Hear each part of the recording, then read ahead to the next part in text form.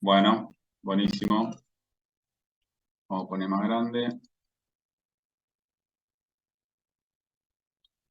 Bien, ahí estamos.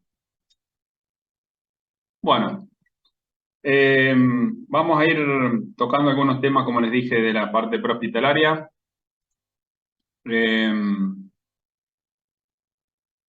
Dentro de lo que es la evaluación del paciente en la etapa prehospitalaria, eh, debemos tener y debemos tener en cuenta algunos detalles a saber, ¿no? Primero, bueno, reconocer las lesiones que matan inmediatamente, tanto lo pre como lo intrahospitalario es lo mismo. Tenemos que evaluar al paciente en forma primaria y saber reconocer qué lesiones lo van a poner en riesgo, qué lesiones van a poner en riesgo la vida de ese paciente.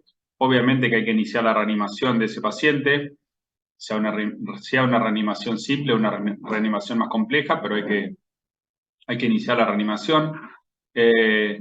No hacer diagnósticos, normalmente, si bien está bien, por ahí nosotros podemos saber que en la parte prehospitalaria, no sé, vamos a evaluar un paciente en un evento traumático porque se chocó una moto con un auto, sabemos que, bueno, que fue un evento traumático, pero por ahí no sabemos, por ejemplo, qué órganos están lesionados. O sea, nosotros vamos y hacemos un diagnóstico sindrómico y evaluamos el paciente y lo trasladamos al lugar donde tengamos, al centro adecuado, como dice ahí, para hacerlo su atención definitiva. Eh, Depende, obviamente, si hay víctimas únicas o hay víctimas múltiples. Eh, Así que, bueno, si hay una víctima sola, obviamente que se evalúe y se trata esa víctima. Y si hay víctimas múltiples, nosotros estamos obligados a hacer un triage, a clasificar y evaluar los pacientes y a darle atención a esos pacientes de acuerdo a las prioridades de cada uno, ¿no? Y a las posibilidades de atención que tengamos en el centro donde estemos trabajando. Es muy importante tener una formación, como dice acá, del recurso humano. Tengan en cuenta que quiénes son los que participan en todo esto. Bueno, la comunidad en primer lugar es la primera que responde, o sea, somos nosotros, somos los que llamamos al servicio de emergencia, ¿sí? Estamos con el teléfono y no sé, pasa un infarto y yo le digo, che, llamate al 107 o llamo yo en el caso que esté solo. Pero bueno, si hay un evento en la calle de cualquier tipo, siempre hay alguien que va a estar ahí y puede hacer el llamado. Por eso la víctima, la comunidad es el primer respondedor. Las fuerzas de seguridad, ya sea policía, otras fuerzas de seguridad. Bueno, están los bomberos y estamos nosotros como personal de sanidad. Tengan en cuenta, como dice acá en el recuadrito, que siempre lo ponemos como para recalcarlo, eh, traten siempre de formarse y de capacitarse en cursos debidamente reconocidos y dados por entidades que estén avaladas para tener, ¿no es cierto?, la mayor certeza de que se están formando bien. Eso es muy importante en todo esto, así que eso para que lo tengan en cuenta. Bueno, dentro de lo que es la evaluación de este paciente, de este tipo de paciente, la etapa prehospitalaria, tenemos lo que son los famosos 10 minutos de platino. Son esos minutos donde nosotros tenemos que evaluar rápido el paciente y determinar si hay alguna alteración que comprometa y ponga en riesgo la vida. No solamente evaluar el escenario e identificar, ¿no es cierto?, esos pacientes críticos, sino que hacer el ABC, evaluar a ese paciente si tiene alguna alteración o no en ese ABC, que tenga lesiones que lo pongan en riesgo. Extricación rápida, bueno, es cuando esté indicada, ¿no es cierto? Es sacar a ese paciente rápidamente de donde esté, adentro de un vehículo, de un lugar donde esté, no sé, atrapado porque, no sé, se cayó una viga y lo atrapó, se cayó un árbol, se cayó lo que sea. Hay que sacarlo rápido y bueno, muchas veces en esa extricación rápida no se toman en cuenta determinados parámetros o determinados lineamientos, sobre todo a la hora de movilizar el paciente, ¿está? Bueno, obviamente transportarlo precozmente al paciente al lugar más indicado para su tratamiento y obviamente llamar al centro receptor y dar aviso a que va a ir un paciente con determinadas características. Acuérdense la técnica, la guía SBAR que yo les di al principio, la primera charla, cómo identificar un paciente y cómo presentarlo. esa guía está buena como para que la tengan en cuenta y la puedan llegar a aplicar. Es muy importante la valoración de la escena en la etapa prehospitalaria. Acá ustedes siempre tienen que preguntar cómo es la escena. ¿Por qué? Porque si ustedes se meten en un lugar como la foto que está ahí en el medio, donde hubo un tiroteo y se meten al medio a querer, no sé, tratar de parar ese tiroteo, probablemente sean ustedes una víctima más del evento. Así que bueno, siempre hay que valorar la escena y saber si la escena es segura o no para que ustedes puedan ingresar, ¿está? Siempre preguntarse qué pasó, ver la cinemática del trauma. De acuerdo a esa cinemática, nosotros vamos a estar capacitados para sospechar lesiones e ir a buscarlas, y no así que se nos pasen por alto, porque nosotros no supimos identificar y no supimos evaluar e interpretar una determinada escena. El tema de la seguridad también, primero nosotros, segundo el equipo y tercero la víctima. Y bueno, y la situación determinada de saber qué recursos tenemos, ¿no es cierto?, como para abordar esa escena. Así que eso es importante, no se olviden de la escena. Lo primero que tienen que preguntar es si la escena está segura. Si ustedes son los primeros que llegan a la escena, bueno, tendrán que ustedes determinar si la escena es segura o asegurar ustedes la escena. No sé, por ejemplo, llegan a un evento y antes que lleguen los bomberos, la policía o quien sea, y no sé, hay un auto que está con derrame de combustible y está encendido todavía, está en marcha, bueno, tendríamos que saber que tenemos que ir y por lo menos desconectar la batería de ese auto como para que no haya ningún riesgo de incendio o de algún riesgo de explosión en esa escena, por ejemplo, por decirles. Saber cortar el tránsito, saber ubicar la ambulancia, bueno, determinadas situaciones que pueden pasar y que pueden hacer la escena insegura. Bueno, acá es una disquisición entre si hay víctimas múltiples o hay una víctima sola. Cuando hay una sola víctima, nosotros nos acercamos directamente a la víctima. Tratemos siempre de acercarnos desde donde la víctima nos vea, nunca acercarnos desde atrás, nunca hablarle desde atrás a la víctima para que no gire la cabeza, para que no se quiera, por un mecanismo obviamente reflejo casi, el paciente va a querer identificarlos, va a querer identificar esa voz que le está hablando. Tratemos de acercarnos, como les digo, desde adelante, tratando de contactar visualmente con el paciente, explicando realmente quiénes somos, que vamos a ayudarlo, que somos el servicio de emergencia, que no somos ninguna persona que se acerca para robarle o para tratar de hacerle algún tipo de daño. Eso es muy importante. Inmovilizar al paciente, ¿sí? Inmovilizarle sobre todo la columna cervical, la cabeza y la columna cervical si ha sido un trauma, evaluar globalmente el paciente y obviamente realizar la evaluación primaria y la reanimación en caso que haya que hacerlo. Y si hay víctimas múltiples, bueno, debemos iniciar la clasificación de los pacientes, o sea, debemos hacer una escala de triage y clasificar a las víctimas y tratar de, bueno, como dice ahí, beneficiar al mayor número de víctimas, pero bueno, eso va a depender de los recursos que nosotros tengamos también para dar la atención a las víctimas. Si tenemos recursos para darle a todas las víctimas atención, vamos a hacer un tipo de triage y por ahí vamos a tratar de salvar a todos. Y si es un lugar donde hay recursos limitados, siempre se trata de beneficiar a que tenga mayor chance de sobrevida, ¿sí? No aquel que esté con una lesión grave, que tenga mucho más chances de no sobrevivir.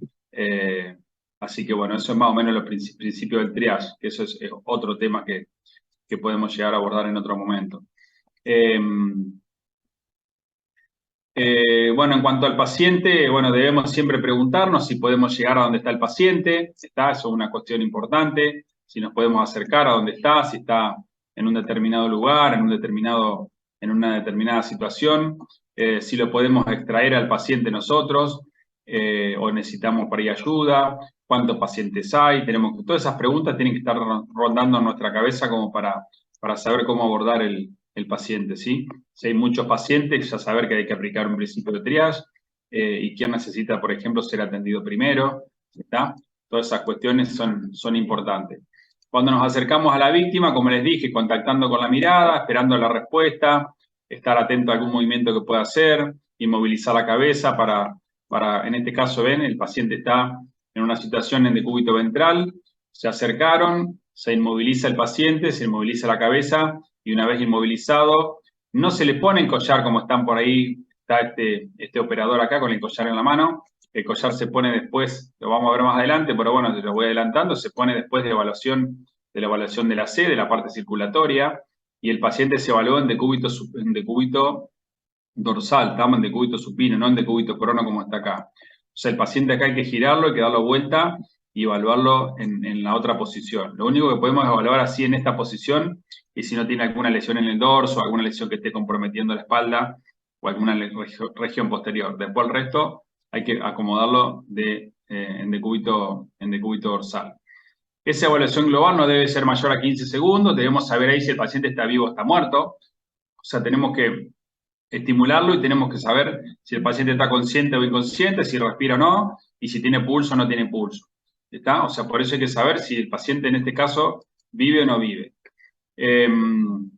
Bueno, acá tenemos las funciones vitales, bueno, esto ya lo saben ustedes, más o menos, evaluación de lo que es el estado de la vía aérea, la función respiratoria, la función circulatoria y el estado de conciencia, los famosos ABCD, y los signos vitales que tenemos que evaluar, ¿no es cierto? Tensión arterial, frecuencia cardíaca respiratoria, temperatura relativo, saturación de oxígeno bueno, escala analógica del dolor, bueno, eso es más o menos también es relativa. Pero bueno, esto es más o menos lo que hay que tener en cuenta, ¿sí? Lo que hablábamos de la posición del paciente, determinar, ¿no es cierto?, eh, cómo está el paciente y tratar de posicionarlo para poder evaluarlo, ¿no es cierto? Este paciente en esta posición no se puede evaluar, hay que rotarlo, hay que ponerlo como corresponde para poder rotarlo, o sea, sacarle el casco y poder evaluarlo. Así que esa es una posición que comúnmente van a encontrar a los pacientes. Fíjense acá, lo rotaron, le sacaron el casco y recién ahí empieza la evaluación. Hay un operador que está en la cabecera sosteniendo la cabeza, ¿sí? Y van a empezar a hacer la evaluación. La evaluación en la parte prehospitalaria se hace en forma sectorial, en forma parchada, no se hace en forma, no se desviste al paciente, no se le saca la ropa, sino que se va evaluando por sección, por regiones, se evalúa el tórax, se evalúa el abdomen, se evalúan los miembros, o sea, se descubre el paciente y se lo vuelve a cubrir.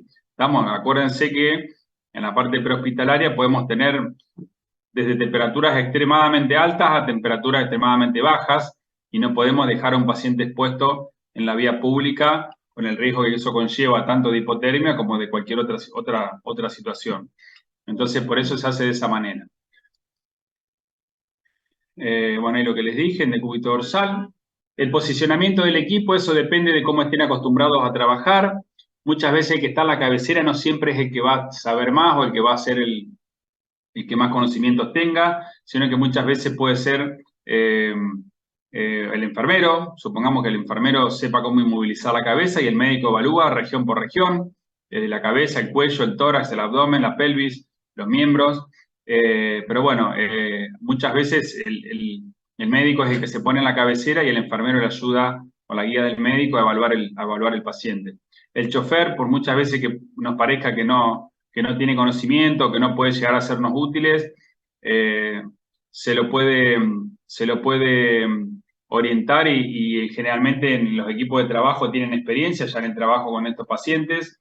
Entonces, por ejemplo, se le puede dar una función de que se encargue, por ejemplo, de evaluar de la cintura para abajo, de evaluar los miembros, de saber si hay alguna fractura, alguna hemorragia, alguna lesión importante. Ya con eso nos alcanza y nosotros podemos darle utilidad ahí al chofer y mientras tanto nosotros vamos evaluando lo que es tórax, abdomen, cuello y el resto del paciente, ¿sí? En el paciente que tengamos casco, bueno, ahora vamos a ver cómo se hace la extracción de casco. Acá hay una situación donde están dando vuelta a un paciente, lo están rotando, ya lo vamos a ver cuando hagamos la parte práctica también. Siempre hay que rotarlo, hay que agarrarlo de reparos óseos, de la cintura escapular arriba y la cintura pélvica abajo. Nunca agarrarlo de la ropa, porque la ropa se puede romper o se puede movilizar y se nos escapa el paciente, se nos cae, entonces hay que agarrarlo siempre de reparos óseos para tener firmeza y poder evaluarlo. Acá fíjense cómo está el paciente en decúbito ventral, con el casco también. Cuando el paciente tiene casco, la cabeza del paciente pasa a ser el casco, hasta que no se lo retiremos, el casco es la cabeza, así que hay que tomar el casco como si fuera la cabeza e inmovilizarlo y tenerlo quieto hasta que nosotros lo vayamos a retirar. Una vez que lo retiremos, sí procedemos a agarrar la cabeza y a fijar la cabeza. ¿Estamos? Pero mientras tanto, tenemos el casco puesto, el casco es la cabeza del paciente. Fíjense, acá lo están rotando al paciente. Vamos a ver cómo es la posición, dónde nos tenemos que ubicar para rotar el paciente, sobre todo el que está en la cabecera, el que está sosteniendo la cabeza. Es el que tiene que coordinar el equipo, el que tiene que decir vamos a rotarlo a la derecha, a la cuenta de 3 lo rotamos a la derecha, 90 grados, a la cuenta de 3 lo rotamos a la derecha, 180 grados, y lo dejan en el cúbito dorsal, ¿sí? Fíjense cómo están los dos operadores tomándolo al paciente y cómo lo están tratando de rotar. Eso se lo vamos a ver cuando veamos el práctico, cómo nos tenemos que ubicar y cómo tenemos que estar cada uno para que no nos quede el paciente en una posición inadecuada o que tenga riesgo, por ejemplo, de mover la columna cervical de forma brusca o para ir a flexión, extensión o rotación. Eso es importante. Fíjense acá, lo rotaron al paciente, el mismo paciente de la foto anterior, lo rotaron y fíjense cómo ahí sostienen el casco, el operador que está en la cabeza está sosteniendo el casco como si fuera la cabeza, ¿está? Ahora recién están habilitados para retirar el casco y proceder a la evaluación completa del paciente. La forma de tomar la cabeza es, como está en la foto ahí a la derecha, de tomar la cabeza siempre desde el occipital hacia adelante, con la mano bien abierta, bien abanico. Eso es importante. Bueno, y acá tienen lo de la evaluación general del paciente, lo que veníamos charlando. La evaluación de lo que es primero el control de hemorragia, por eso se puso la X adelante, ¿sí? Control de hemorragia exsanguinante. No tiene sentido que yo vaya a controlar la vía aérea en un paciente que tenga una hemorragia exsanguinante y no la controle primero. O sea, es una cuestión que se hace prácticamente a la vez, el control de la vía aérea con el control de la hemorragia. Pero bueno, te está puesto ahí como para resaltar que una hemorragia exsanguinante hay que controlarla como prioridad, ¿no es cierto? Y después el resto del paciente.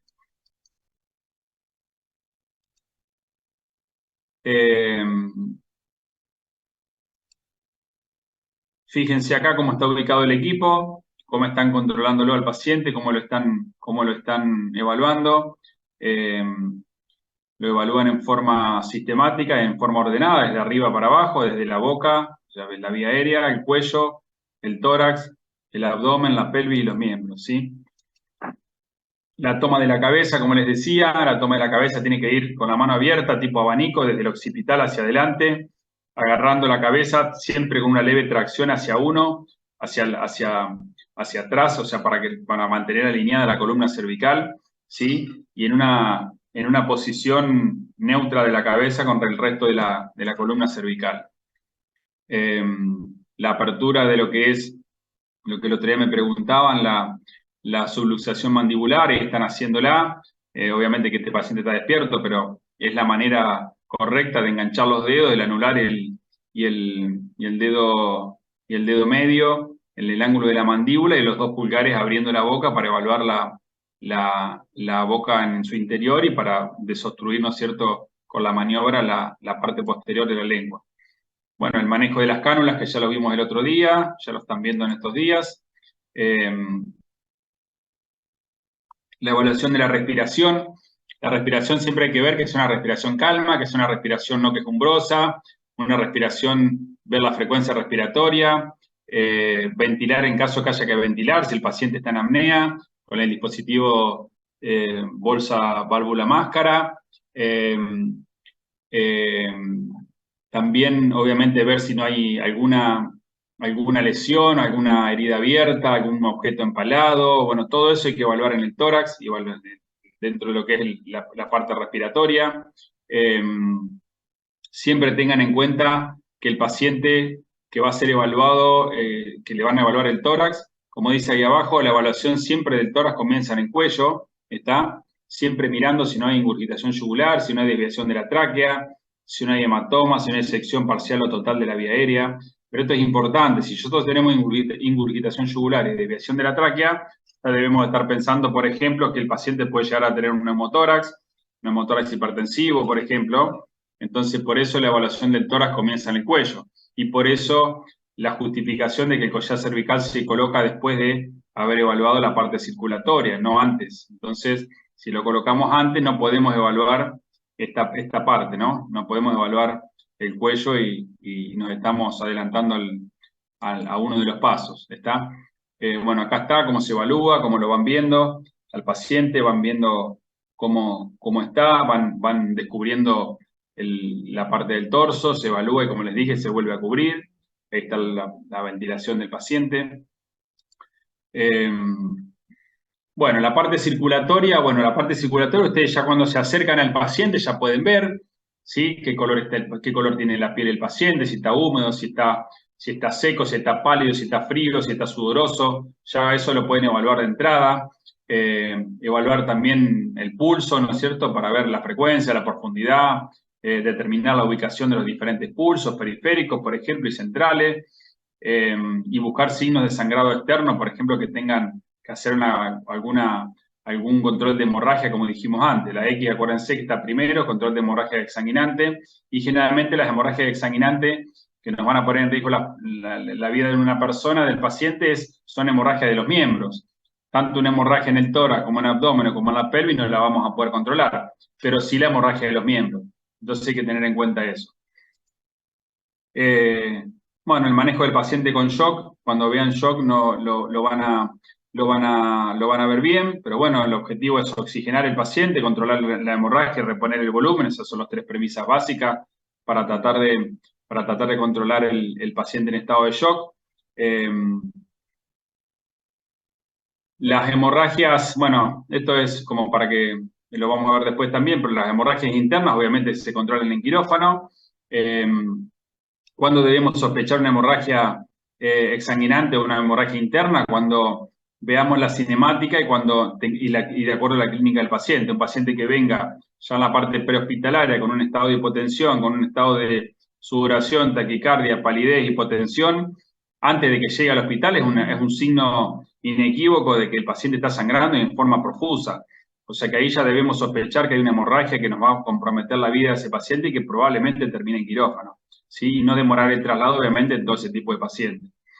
En los objetos empalados, recuerden que todo lo que entra fuera del hospital o fuera del quirófano sale dentro del quirófano.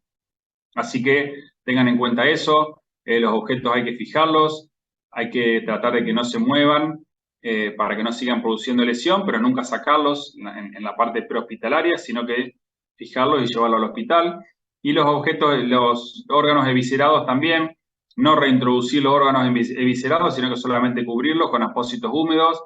Si tienen algo estéril, mejor, y si no, con cualquier trapo húmedo que puedan tener para que no se sequen las mucosas y no se sequen las serosas y no haya después posterior compromiso, sobre todo circulatorio o sobre todo por necrosis de algún sector, por haberse secado la serosa, ¿no? Eso es importante. La reposición de líquido, bueno, esto lo van a ver después también, cuando vean shock, pero bueno, esto es solamente una aproximación a lo que van a ver. La reposición de líquido no se hace más como hacíamos antes, que le pasábamos 2 litros de solución fisiológica lo más rápido posible, sino que ahora se pasan volúmenes controlados de líquido, se pasan bolos de 250 a 300 centímetros cúbicos, de rigen lactato, caliente, esperando la respuesta del paciente, evaluándolo y viendo cómo ese paciente responde, si tiene diuresis, etcétera, para saber si esa reposición es efectiva o no, o si necesitan más volumen. Eso va de acuerdo a la hemorragia que tengan. Y obviamente que cuando ustedes van a colocar una vía y van a empezar a pasar líquido y van a empezar a condicionar el paciente, cuando, como dice ahí abajo, que el traslado sea largo o si se demora la explicación de ese paciente. Supongamos un paciente que está atrapado dentro de un vehículo, que está con signo de shock, que no lo puedo sacar hasta que los bomberos no me corten el auto. Bueno, ahí le puedo hacer una vía y le puedo empezar a pasar líquido mientras el paciente está ahí adentro. dentro del vehículo todavía.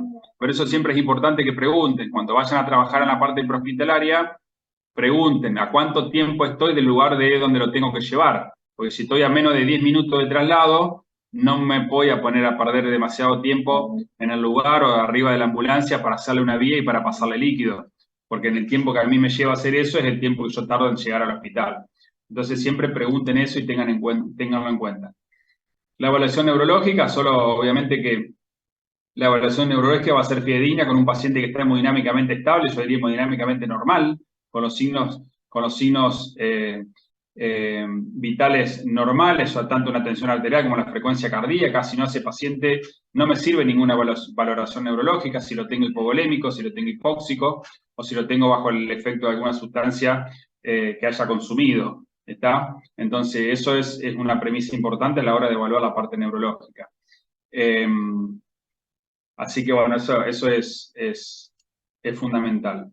Dentro de lo que es la parte prehospitalaria, la evaluación neurológica la hacemos con la escala ABDI, que es la más utilizada, si el paciente está alerta, si te responde a estímulos verbales, si responde a estímulos dolorosos o si está inconsciente. Eso es lo más rápido para evaluar, ¿sí? Y obviamente no se olviden de evaluar las pupilas, si están iguales, si están isocóricas, si están reactivas al estímulo con la luz. ¿Tá? Eso también es importante. Muchas veces nos podemos encontrar con un paciente que tiene pupilas isocóricas en el inicio del traslado y en el transcurso del traslado se tornan anisocóricas y dejan de responder, por ejemplo, o sea, signo inequívoco de que ese paciente está respondiendo, está empeorando, mejor dicho, su condición fisiológica, así que por eso es importante tener un registro inicial de cómo están las pupilas y cómo se comportaron durante el traslado y cuando llegaron al hospital. O sea, eso es importante y una maniobra simple de hacer y que está al alcance de todos, o sea, agarrar una linterna y fijarse cómo están las pupilas.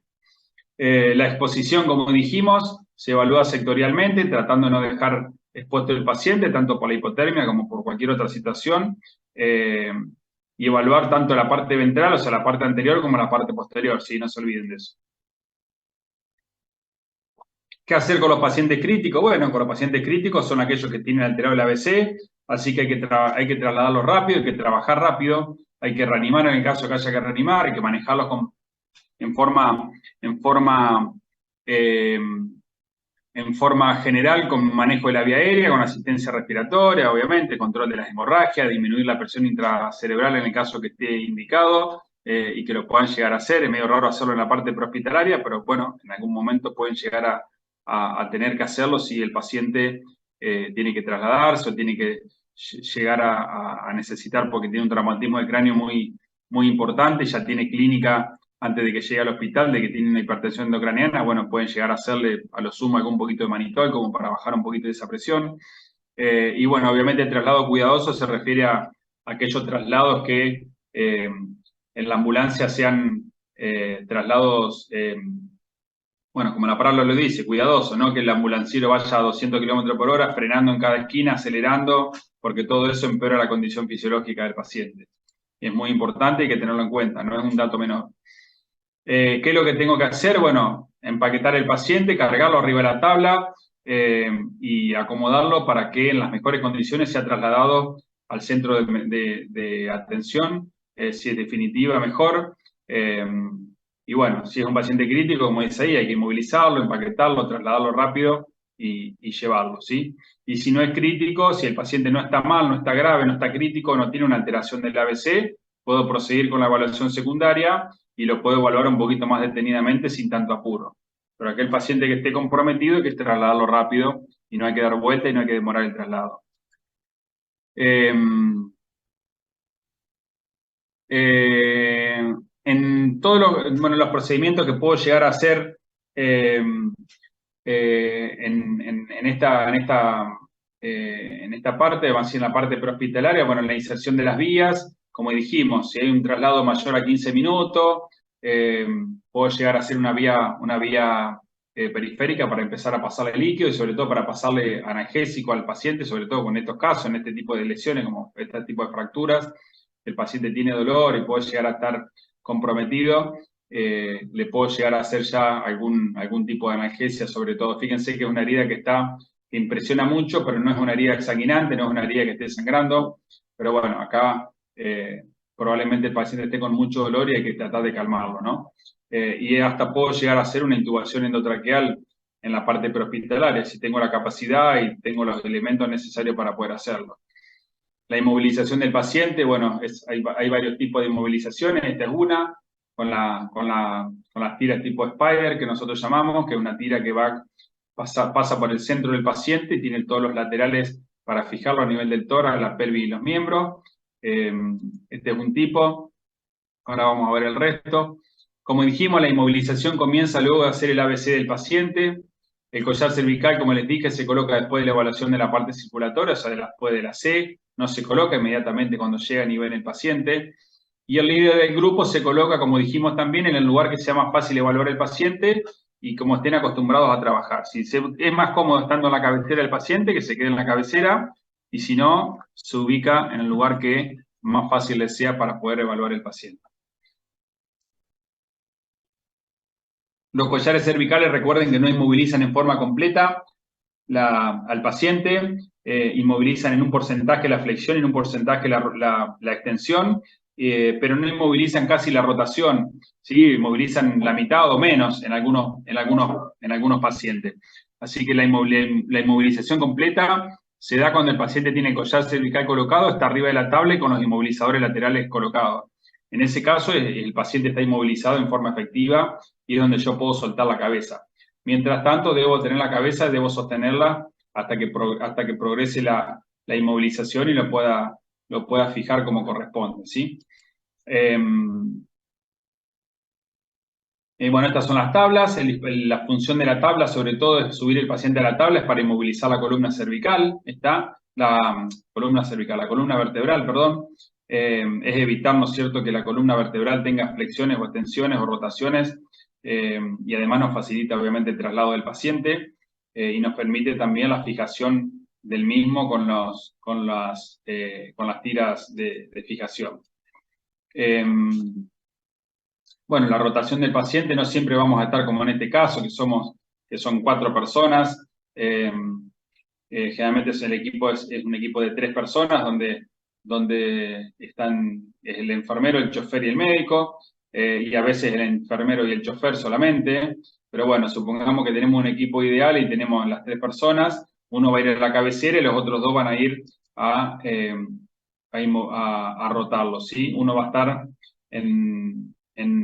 vamos a decir, queda en el medio entre el operador de la cabecera y el que está en la parte inferior, y el otro en la parte de abajo que toma la pelvis y la rodilla, y el del medio toma la cintura escapular y la cintura pélvica, junto con el de abajo que toma la cintura pélvica y la rodilla con la mano izquierda.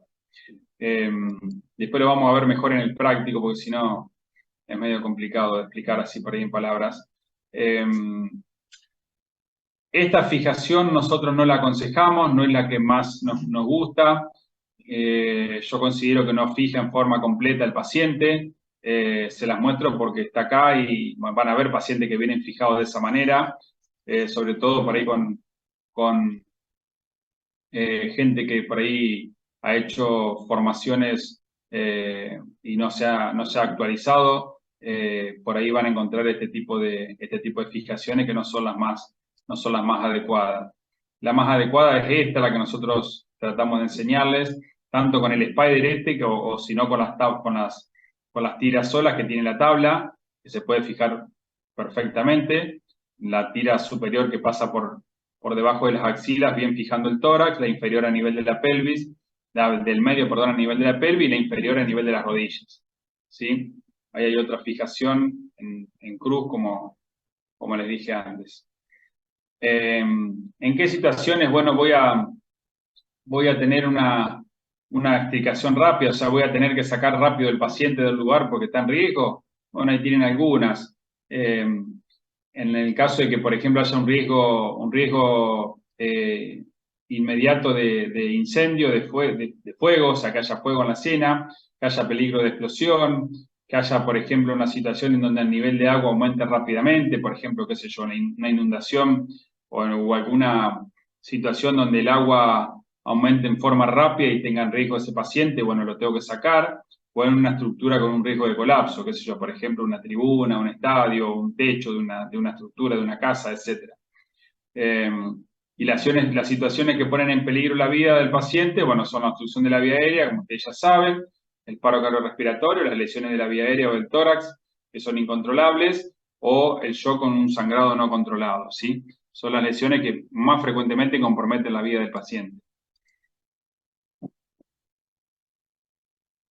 Este dispositivo es lo que nosotros llamamos, no se los muestro demasiado porque por ahí no lo vemos, pero es para cuando el paciente está sentado en el asiento del vehículo y se lo tiene que explicar en forma rápida. Se le pasa esto que nosotros llamamos la boa, se le pasa por el cuello, se le pasa por debajo de los brazos, de las axilas, y se lo tracciona desde atrás y se lo maneja así como un títere, como una marioneta, y se lo saca en forma rápida, prácticamente a la rastra del auto, para poder después subirlo a la tabla y evaluarlo, ¿sí? Pero esto es una situación particular que haya que sacarlo en forma rápida, como les decía antes, por riesgo de incendio, de fuego, de explosión, etc.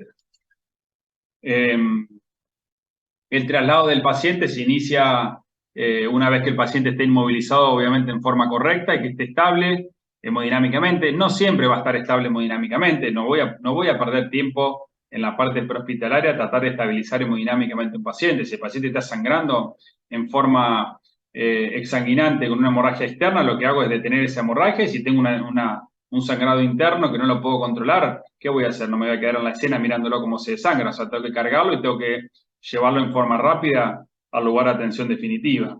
Tienen que seleccionar obviamente el lugar a donde lo van a llevar al paciente y la comunicación, como dijimos, es importante comunicarse con el centro de atención, el centro de recepción del paciente y la comunicación también entre el equipo, o sea, entre ustedes. Es muy importante que tengan una comunicación efectiva, una coordinación para poder trabajar como corresponde. Pero siempre dar aviso al lugar, al centro receptor.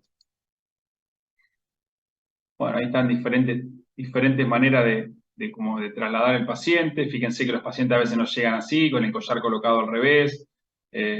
Bueno, van a ver muchas cosas van a ver en el transcurso de su vida como médico, pero bueno, cualquiera se puede equivocar y cualquiera puede poner mano a un collar, pero bueno, la idea es que traten y aprendan desde ahora a colocarlo como corresponde. Diferentes recursos que podemos tener disponibles. No siempre es así, no siempre tenemos el helicóptero, no siempre tenemos todos los desfibriladores, las camillas, etcétera, el oxígeno y todas las cuestiones. Esto solamente ocurre cuando hay algún político de turno que llega a un determinado lugar y que hay que tener por protocolo todo esto por si las dudas, ¿no? Obviamente que si chocamos nosotros acá en la esquina no tenemos disponible todo este arsenal de cosas. Pero bueno, así es como cómo se trabaja. Recuerden que el trauma es un procedimiento, el trauma es una situación dinámica, por eso hay que reevaluar en forma constante a los pacientes y por más que el paciente esté bien desde un principio, tratar de evaluarlo y seguirlo en forma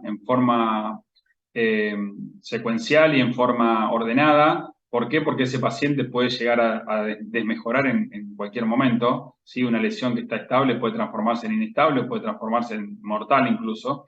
Entonces tenemos que detectarlos en forma rápida, los problemas que puedan aparecer para tratar de resolverlos. Bueno, y cuando nos vamos a comunicar, ¿qué es lo que tenemos que informar? Bueno, lo que decíamos el otro día, la técnica es VAR, y acá más o menos tienen alguna guía como para saber, ¿no es cierto?, el mecanismo de lesión, o sea, qué pasó, qué fue un evento traumático, qué sé yo, un auto peatón, camión moto, camión auto, auto camioneta, de lo que sea. Bueno, tenemos que decir qué cinemática fue, si fue un vuelco, si fue una desaceleración brusca, o sea, qué es lo que ocurrió, para tener una idea y para poder sospechar las lesiones, como dijimos. Determinar cómo la característica, la escena donde estaba el paciente, el número de víctimas, las edades aproximadas, bueno, el estado de cada paciente, obviamente, y el tiempo de llegada más o menos aproximado al centro de receptor. ¿Sí? Eso es lo que hay que tener en cuenta. Bueno, y recuerden lo que les dije antes, que vayamos en una ambulancia a 200 kilómetros por hora no salva vidas, ¿estamos? Por más que vayamos con la sirena prendida. ¿Por qué? Porque ocurre eso que ven ahí abajo, una ambulancia que se trola contra algún lugar y terminan todos siendo más víctimas y no llegaron a destino con el objetivo que tenían, que era llevar a un paciente. Así que eso tengan en cuenta. La ambulancia tiene que llevar y tiene que cumplir las mismas leyes de tránsito que cumple cualquier auto, cualquier vehículo común que anda en la calle. Bueno, acá terminamos la primera parte. ¿Alguna duda, alguna pregunta de todo esto? Yo tengo una pregunta respecto a la extracción del casco, si sospechamos lesión cervical, porque a veces cuando retiramos un casco muy ajustado podemos hacer un movimiento de flexión, extensión, digamos, no sé Sí, cómo se retiraría. siempre que vas a retirar el casco tiene que haber dos personas primero.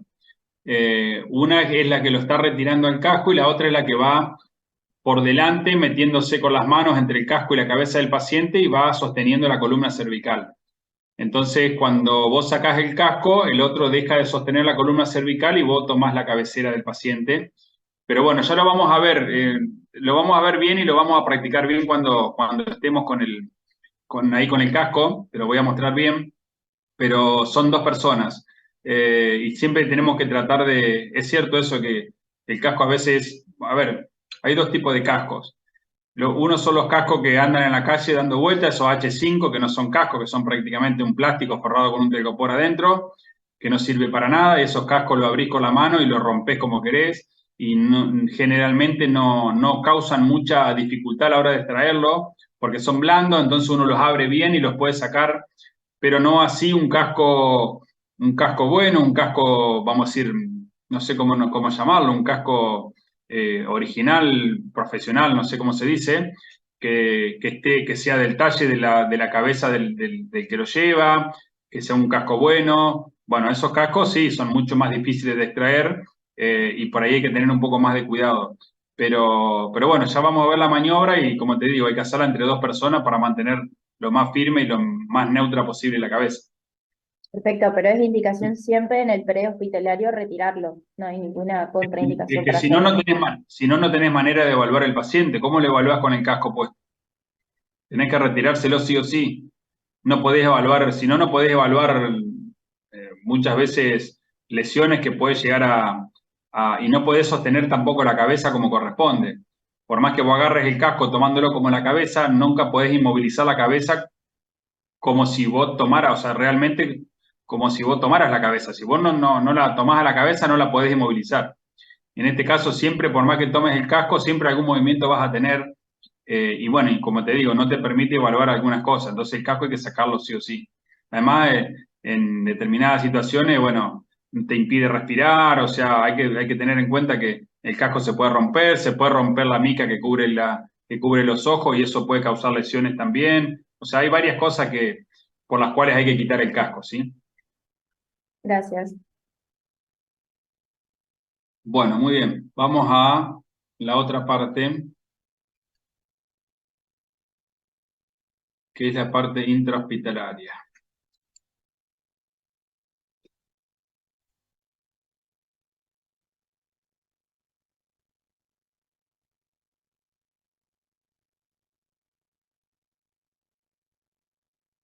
Bueno, ¿se ve ahí la pantalla? Sí, profe. Bien. Bueno, dentro de lo intrahospitalario algunas cosas son parecidas a la etapa prehospitalaria, pero obviamente acá estamos dentro del hospital. Esto imagínense que ustedes vinieron con el paciente y tienen que entregar el paciente en el hospital. Ustedes ya manejaron la parte pre, ahora les toca manejar la parte intrahospitalaria. Cambiamos de función, son los mismos, pero vamos adentro del hospital. ¿Está? Dentro de lo que es la evaluación prehospitalaria, tenemos que tener también en la cabeza el famoso XABCD. ¿Para qué? Para tener un orden de prioridades, para tener, como dice la diapositiva, tratar de detectar las lesiones que comprometen la vida. Todo es similar a lo que por ahí pudo ser la parte prehospitalaria con algunos detalles que son diferentes, nada más. ¿Sí? Pero el objetivo de la evaluación intrahospitalaria es hacer la evaluación primaria y secundaria, y bueno, y la terciaria también, pero sobre todo la evaluación primaria, detectar lesiones que comprometen la vida y tratarlas obviamente en forma rápida y y eficaz, ¿sí?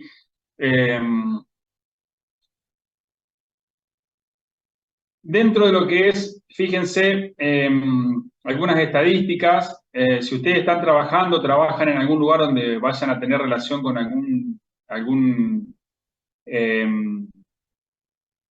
con la emergencia, fíjense que se van a encontrar casi seguro con algún paciente que tenga algún traumatismo del X magnitud, de la más simple a la más compleja. Pero fíjense que el trauma ocupa el tercer puesto entre las principales causas de muerte en el mundo. O sea que se van a encontrar con algún paciente traumatizado, entonces mínimamente tienen que tener los conceptos para poder tratarlos y evaluarlos de forma correcta. Se mueren muchas personas a causa de esto, y fíjense que el 60% se muere en la etapa prehospitalaria y el 40% se muere dentro del hospital en las primeras 4 horas de haber ingresado. O sea que fíjense que lo que vimos antes es muy importante, la parte pre, y ahora la parte intra, obviamente que también. Pero fíjense que son estadísticas que, bueno, que si las tienen en cuenta, se van a tratar o sea, se van a cuestionar por ello, se van a interesar en lo que es todo este tema, para poder estar en condiciones de evaluar y de tratar a estos pacientes. Fíjense esta foto, o sea, ¿qué me pueden decir de esa foto ustedes viéndola ahí?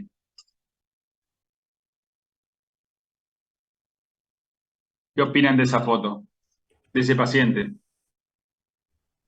Bueno, está mal inmovilizado porque levanta los brazos, están en las tiras cruzadas como no deberían estar o no nos recomiendan ustedes. Ajá, muy bien. No se ve que estén inmovilizadas las piernas. Ajá, ¿qué más? Y la cabeza tampoco puede lateralizarla, digamos. Bien. Bueno, ¿qué más? En realidad esa chica se la ve bien, no parece que tenga indicación de inmovilización. Ahí está el tema. ¿Ustedes piensan que esa mujer fue trasladada al lugar correcto? Probablemente. Primero, ¿fue evaluada correctamente y trasladada al lugar correcto?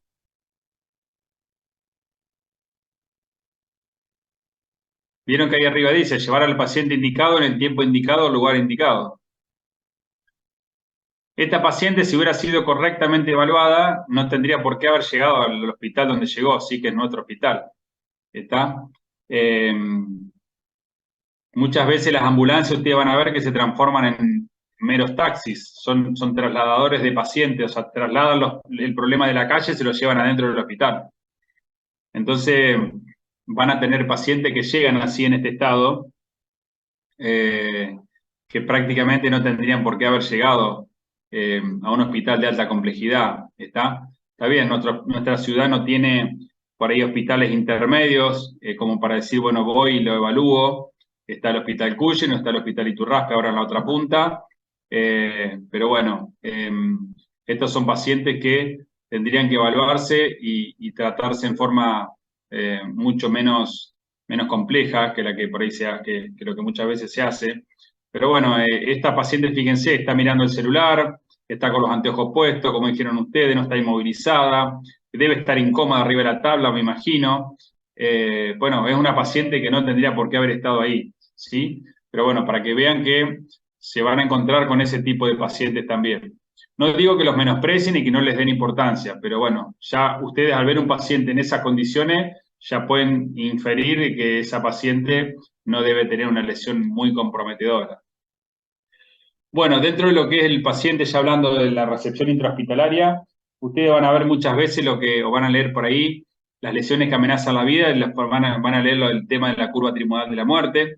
O sea, ¿por qué los pacientes se mueren generalmente? Habíamos dicho que el 60% se muere en la etapa prehospitalaria y el otro 40% se moría cuando llegaba al hospital en las primeras 4 a 6 horas de haber ingresado.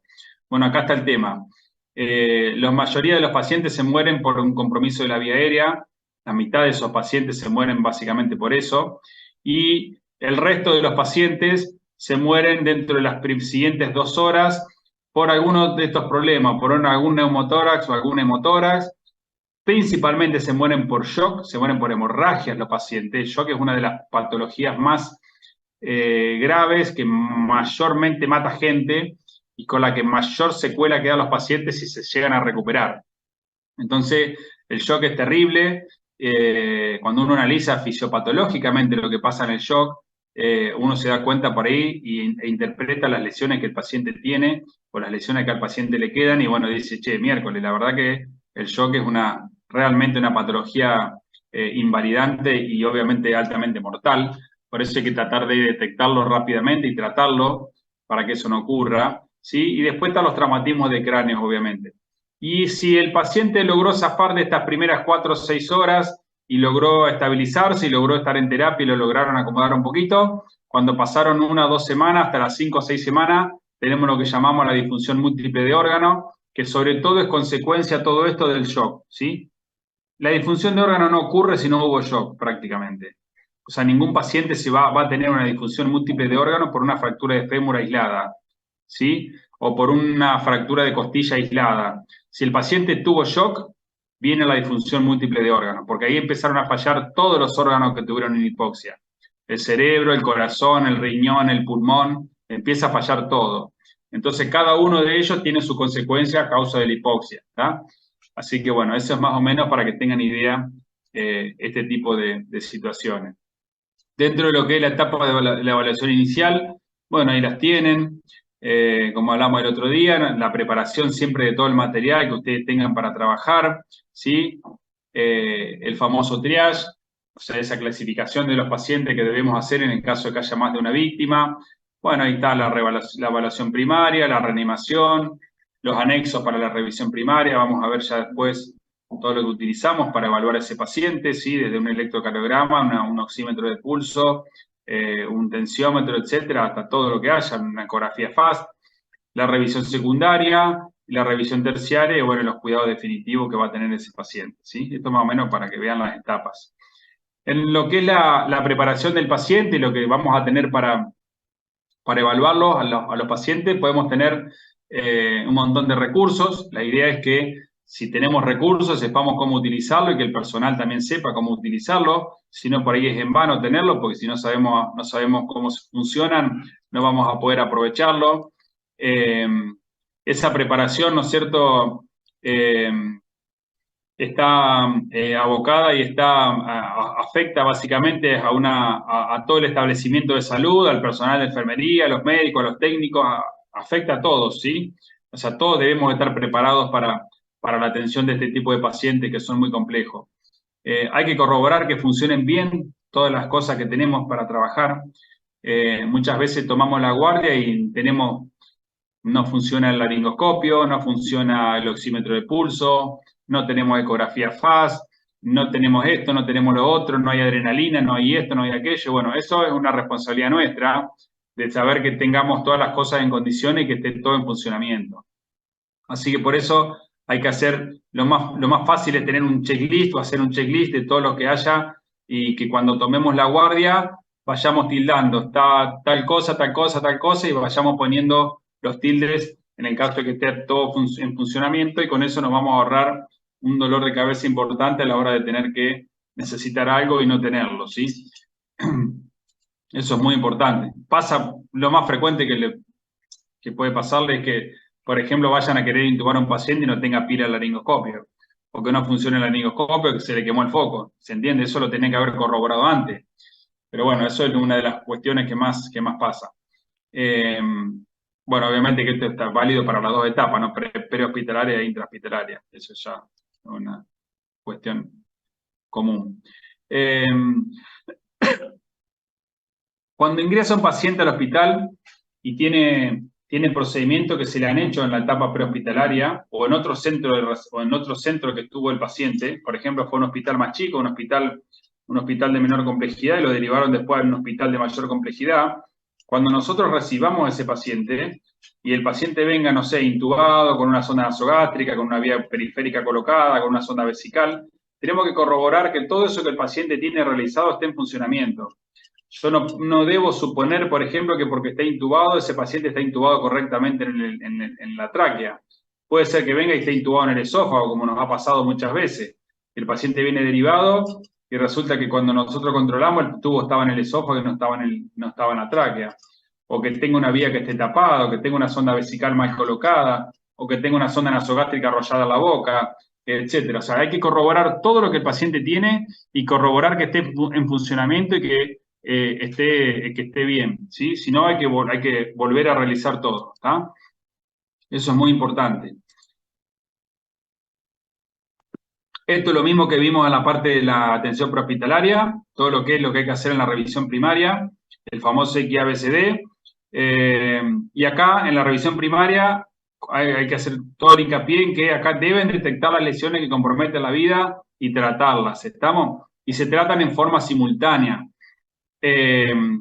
Si yo tengo un problema, tengo una hemorragia exsanguinante, bueno, debo hacer el control de esa hemorragia exsanguinante, sea con la compresión de la hemorragia, sea colocando un torniquete, sea como sea, pero tengo que tratar de controlar esa hemorragia. Y si detecto un problema en la A, debo solucionar el problema en la A y después recién pasar a la B. O sea, no paso de un paso al otro, no doy un paso sin haber resuelto el paso anterior. ¿Está? Eso tiene que quedar claro. Yo no puedo pasar de la A a la B sin haber solucionado el problema de la A. Lo debo solucionar, lo debo dejar en condiciones y debo pasar a la B. ¿Está? Porque si no, dejo problemas sin resolver y el paciente se me va a morir. ¿Estamos? Eso es así de simple. Bueno, el manejo de la vía aérea es una de las situaciones más importantes y más estresantes que se va a enfrentar por ahí a veces el médico de emergencia. Por eso dice ahí que es la destreza más importante que debe manejar el médico. Ya lo estuvimos viendo el otro día, más o menos, estuvimos repasando todo lo que es la vía aérea, los predictores de manejo dificultoso de la vía aérea, los elementos que tenemos para manejarla, etcétera. Así que no me voy a detener demasiado en esto. El control de la columna cervical también más o menos lo tuvimos, creo que ya algo charlamos. ¿Qué les iba a decir? Dentro de lo que es el manejo de la vía aérea, bueno, hay que tener en cuenta, como les dije, no solamente el posicionamiento del paciente, mantener la neutralidad de la columna cervical.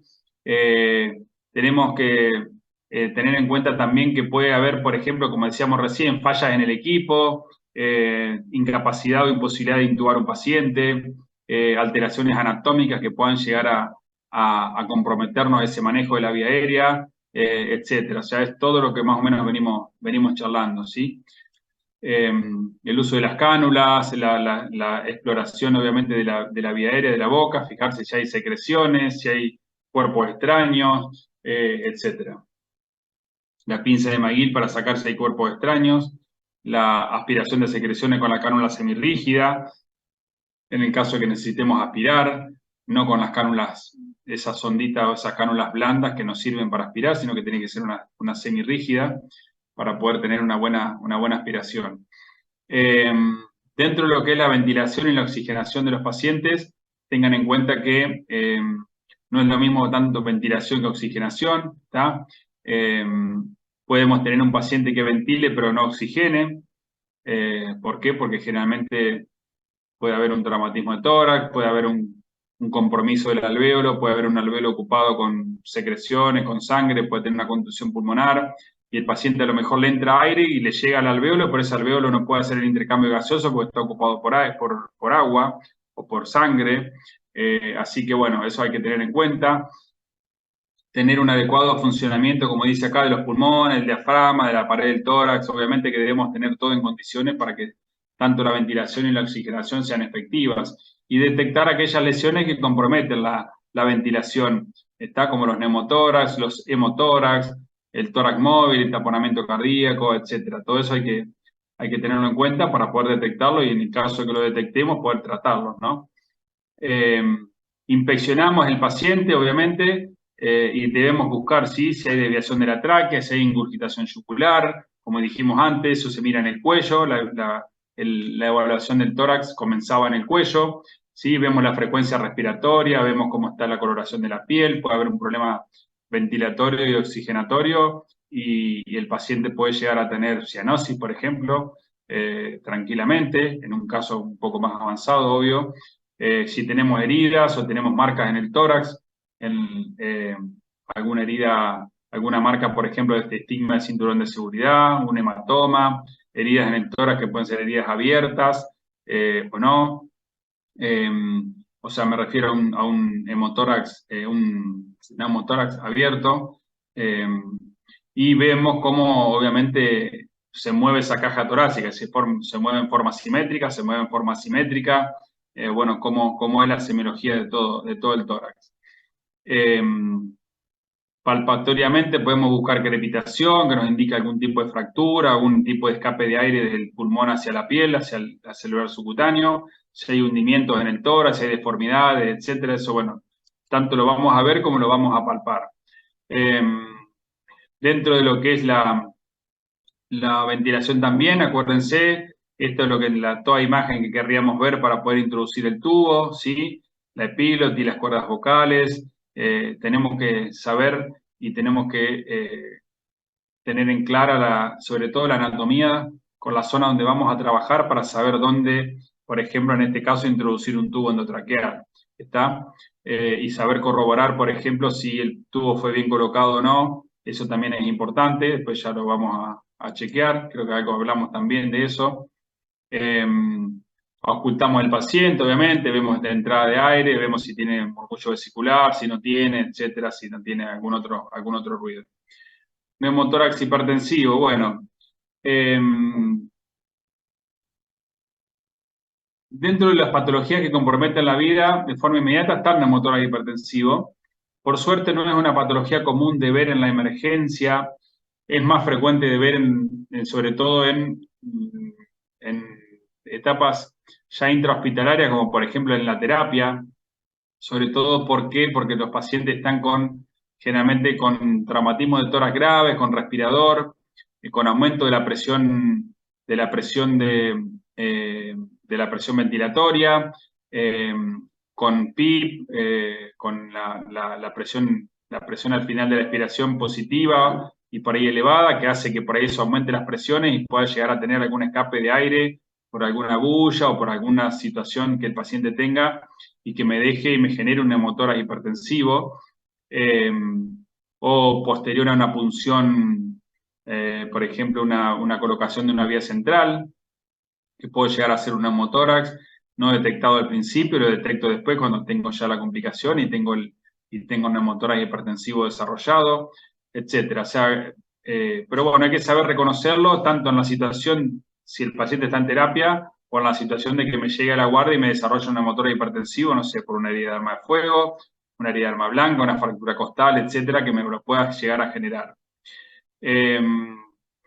Y bueno, el neumotórax hipertensivo no es otra cosa que, ustedes ya lo saben, pero bueno, como para repasarlo nada más, el aumento de presión dentro de lo que es la cavidad pleural de uno de los dos hemitórax, con la desviación consiguiente del mediastino hacia el lado contrario, ¿está? Por eso tenemos la desviación de la tráquea, tenemos la ingurgitación yugular, porque se desvía el mediastino, se desvía los grandes vasos, se desvía la vena cava superior, la vena cava inferior, se acoda la vena cava superior y la vena cava inferior y eso impide el retorno venoso, o sea que tenemos una precarga deficiente y tenemos síntomas de shock también en forma anterógrada. Tenemos síntomas de shock porque no tenemos precarga. Al no tener precarga, no tengo bombeo, no tengo gasto cardíaco y el paciente tiene un síntoma de shock hipovolémico sin tener hemorragia y a su vez tiene síntomas de insuficiencia respiratoria. O sea que tengo que detectar todo eso y saber interpretarlo para poder hacer el tratamiento correcto, ¿estamos? Y el tratamiento correcto, una vez detectado, una vez sospechado un neumotórax, es la descompresión inmediata de ese neumotórax, ¿está? Con la punción del segundo espacio intercostal en la línea medio clavicular, o ahora se toma el cuarto o quinto espacio intercostal en la línea medio clavicular, medio axilar, por una cuestión de que tengo menos masa muscular o tengo muchas veces, menor distancia de la piel hacia el tórax, no como en la parte anterior, que a veces tengo más tejido adiposo, tengo pectorales muy desarrollados o con mucho músculo que no me permiten llegar con la aguja al espacio pleural, ¿está? Así que cuarto, quinto espacio intercostal, línea medio axilar, o segundo espacio intercostal, línea medio clavicular. Ahí está lo que les decía del segundo espacio intercostal, la punción. La aguja más larga y la aguja más gruesa que tengan sirve para punzar y descomprimir el hemitórax. Y acá van a encontrar que vienen este tipo de agujas, que son agujas especiales para descompresión del neumotórax, que son agujas que generalmente, si ustedes ven alguna vez algún soldado o alguna película por ahí de estas de soldados, sobre todo estas películas estadounidenses donde están todos los soldados, los marines y todo eso con sus equipos, van a ver que por ahí en la mochila o en el uniforme ellos llevan como una lapicera colgada y que son estas agujas especiales para descompresión torácica. No son justamente lapicera, sino que son estas agujas que que son más largas y más gruesas y permite la descompresión del neumotórax hipertensivo en el caso de desarrollarse. Estas agujas están en el mercado, no sé ahora cómo será por la condición nuestra económica para conseguirlas, calculo que no deben ser muy fácil, pero se consiguen y existen. Así que son, como les digo, más largas y más gruesas que el AVOCA 14, que es el AVOCA más largo y más grueso que nosotros tenemos. Bueno, ahí tienen un AVOCA 14 después de haber descomprimido un neumotórax hipertensivo, como queda con todas las marcas sobre todo de los músculos intercostales y de las costillas. Pero bueno, esa es la situación. Fíjense este paciente como tiene un tubo de drenaje pleural colocado, porque es el tratamiento definitivo del neumotórax hipertensivo, la colocación de un tubo de drenaje pleural en el cuarto y quinto espacio intercostal, línea medio axilar, y fíjense cómo tiene el enfisema subcutáneo ahí en el escroto, todo eso que tiene en el escroto es aire. Este paciente tenía un enfisema subcutáneo acá desde la raíz del cuello hasta la parte superior de los muslos, de acá de las piernas. Así que era todo aire que crepitaba todo el celular subcutáneo por una lesión que había tenido de la vía del pulmón y generaba un neumotórax hipertensivo. ¿Sí? Es un paciente nuestro que tuvimos acá en la guardia. Bueno, el neumotórax abierto es una situación también que compromete la vida si no lo trato en forma rápida y en forma efectiva. Esto, lo único que hay que hacer acá como tratamiento inicial para evitar que ese paciente pueda evitar la hipoxia, ¿no es cierto?, es cubrir la herida. Esto es lo que se llama la famosa herida soplante de tórax. Fíjense acá, incluso en esta foto, tiene una lengüeta pulmonar afuera. Y la herida debe cumplir ciertas características. En general debe ser una herida mayor a 2/3 del diámetro de la tráquea, para que el aire entre más fácil por esa herida que por la vía anatómica normal. Entonces, obviamente, si entra el aire por acá, no llega a ningún alvéolo, o sea, llega solamente al espacio pleural y el paciente entra en hipoxia en forma rápida. Entonces, lo único que tengo que hacer es cubrir esa herida con algo impermeable, un nylon, un guante, una gasa embebida en vaselina, cualquier trapo de algodón, lo que tengan, que no permita entrar aire cuando el paciente inspire y que permita salir cuando el paciente expire. Así que lo tengo que cubrir, lo tengo que sellar en 3 lados y eso me permite hacer un sello y permitir que el paciente pueda ventilar mejor y después el tratamiento definitivo con la colocación del tubo de drenaje pleural. ¿Está? Ese es el tratamiento y el manejo de este tipo de neumotórax, ¿sí? El taponamiento cardíaco es otra situación que pone en peligro la vida. Por eso dijimos que había que colocar el collar cervical después de evaluar el cuello. Y bueno, en el taponamiento cardíaco lo que vamos a tener es la ingurgitación yugular. Obviamente no vamos a tener la desviación de la tráquea como el neumotórax hipertensivo, pero bueno, es con el que hay que hacer diagnóstico diferencial, con el neumotórax hipertensivo. Voy a encontrar, en este caso, ahora con el advenimiento de la ecografía FAST y la ecografía en la sala de emergencia, podemos hacer este procedimiento que estamos haciendo ahí, que estamos haciendo la ecografía y estamos guiando una punción, porque es el tratamiento más rápido para ir si el paciente está descompensado, descomprimir ese pericardio para después hacer el tratamiento definitivo, que es la cirugía. Pero al inicio se hace una ecografía, la ecografía FAST, se mira el pericardio, se mira si está ocupado o no está ocupado con sangre y si está taponado o no está taponado. En el caso de que esté taponado, me voy a dar cuenta por el colapso de las cavidades derechas, ¿sí? Sobre todo en diástole. Cuando quiero el corazón en diástole quiere tener una correcta precarga, no lo puede hacer porque las cavidades derechas tienen menor presión y se colapsan por el líquido que tiene el pericardio. Entonces ahí es cuando yo tengo que evacuar unos mililitros para permitir que ese pericardio me deje de colapsar las cavidades y pueda volver a tener la precarga. Hay que conectarlo al monitor de electrocardiografía también para evaluar el ritmo mientras estoy haciendo la punción. Así que bueno, ese es el tratamiento del taponamiento cardíaco. Bueno, el taponamiento después se divide en taponamiento grado 1, 2 o 3, depende de la cantidad de sangre que tenga, pues eso no viene al caso. La idea es que ustedes detecten si está taponado o no está taponado. Y bueno, y pueden llegar a hacer, en el caso que lo puedan llegar a hacer, la punción del pericardio y la extracción de sangre para permitir la precarga. El hemotórax masivo es una patología que por definición es el acúmulo de 1500 o más centímetros cúbicos de sangre en el pulmón. Eso una vez colocado obviamente el tubo de drenaje pleural. Estas placas se las puse ahí, pero de la derecha, pero no es de un hemotórax. Es muy raro ver un nivel así en este tipo de paciente. El paciente con un hemotórax masivo generalmente está en shock o está por entrar en shock, y es raro que yo lo pueda parar y le pueda sacar esta placa, sino que voy a tener una placa en un paciente acostado generalmente con un velamiento de todo el hemitórax, un tórax mucho más radiopaco por la distribución de la sangre en el espacio pleural, y eso me va a hacer sospechar junto con la clínica que el paciente tiene un hemotórax, ¿no? Un hemotórax masivo. Y acá por ecografía yo ya puedo ver, ¿sí? Veo el hígado, veo el diafragma y veo la sangre que tengo ahí entre el pulmón y el diafragma, que me está indicando ya que hay un compromiso pleural, o sea, un acúmulo de sangre a nivel del espacio pleural. Hoy en día con la ecografía podemos hacer diagnósticos mucho más rápido antes que venga la placa de tórax. Bueno, esto como para que tengan en cuenta que los pacientes, como dice ahí, no se mueren por fallas en la intubación, sino que se mueren por fallas en la ventilación y por no parar los intentos de intubarlo. Es lo que hablábamos el otro día con algunos de ustedes que me preguntaban.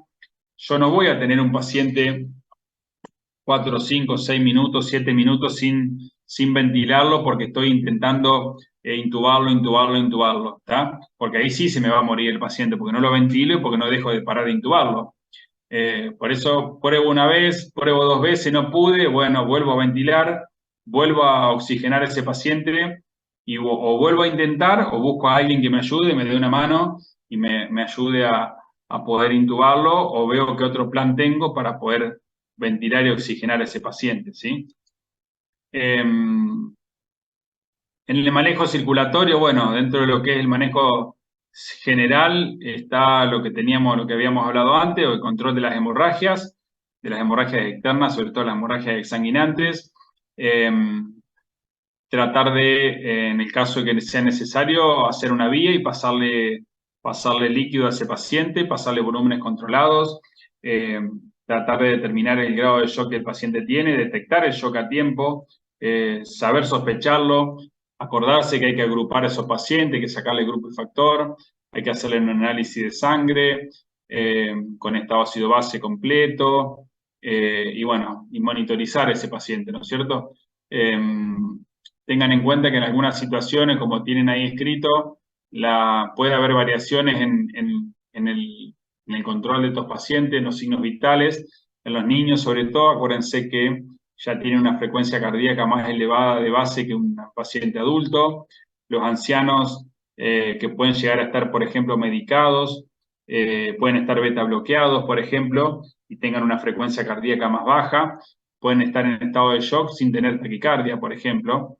Los atletas que tienen de por sí una frecuencia cardíaca baja, y entonces pueden llegar a tener una frecuencia cardíaca, supongamos, de 80, pero para ellos ya es taquicardia porque manejan una frecuencia cardíaca de 40, 50, 60 latidos por minuto. Entonces ya con 80 sería lo mismo que 100 para una persona normal. O los pacientes que tengan intoxicación con alguna sustancia que, bueno, que nos pueda llegar a alterar, ¿no es cierto?, la evaluación de los mismos. Y bueno, prevenir la hipotermia, como ya les dije antes, prevenir la hipotermia en la exposición, sobre todo de los pacientes, hay que tener en cuenta eso. Esto después también, esto lo van a ver cuando vean shock, pero bueno, es como dijimos, el objetivo primario del control de la parte circulatoria es detener el sangrado, oxigenar el paciente, reponer el volumen y prevenir la tríada de la muerte, ¿sí? La hipotermia, la acidosis y la coagulopatía, y hoy le pueden agregar el diamante de la muerte que viene con la hipocalcemia. Así que hipotermia, acidosis, coagulopatía y la hipocalcemia. Fíjense acá, por ejemplo, en esa foto, tengo un paciente que no se olviden siempre de la evaluación de los sitios de sangrado. El paciente puede sangrar tanto en el tórax como en el abdomen, en la pelvis y en los huesos largos. ¿Estamos? No se olviden de los huesos largos. Acá tiene un paciente que tiene doble fractura de fémur bilateral. Fíjense el diámetro de cada fémur. Una fractura expuesta bilateral, perdón, del lado derecho del fémur y una fractura expuesta de la pierna derecha. O sea que acá tenemos entre 1 litro y 1 litro 200 en cada miembro, o en el muslo, o en realidad en el muslo izquierdo, más lo que podemos llegar a tener en el muslo derecho, más lo que puede haber perdido por la fractura expuesta, más la fractura expuesta de la pierna, que esa fractura de la pierna puede llegar a perder hasta 800 mililitros. O sea que prácticamente si nos ponemos a sumar y evaluar esta foto, podemos llegar a tener 2 litros o más de 2 litros de hemorragia o de pérdida sanguínea. Entonces no se olviden, como les dije, de los huesos largos cuando tienen que evaluar a un paciente con shock.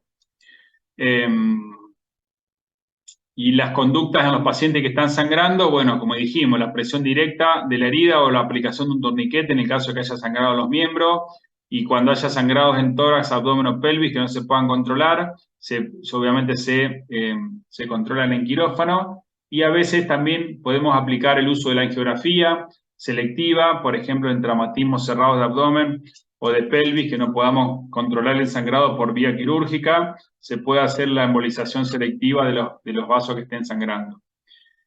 Acá hay una foto, un video de una embolización hepática de un paciente con un traumatismo hepático.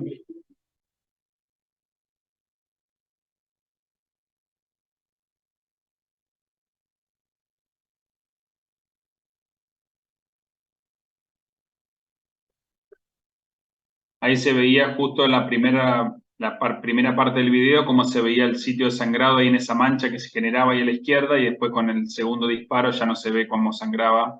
O sea, es una embolización selectiva de una arteria de un traumatismo hepático.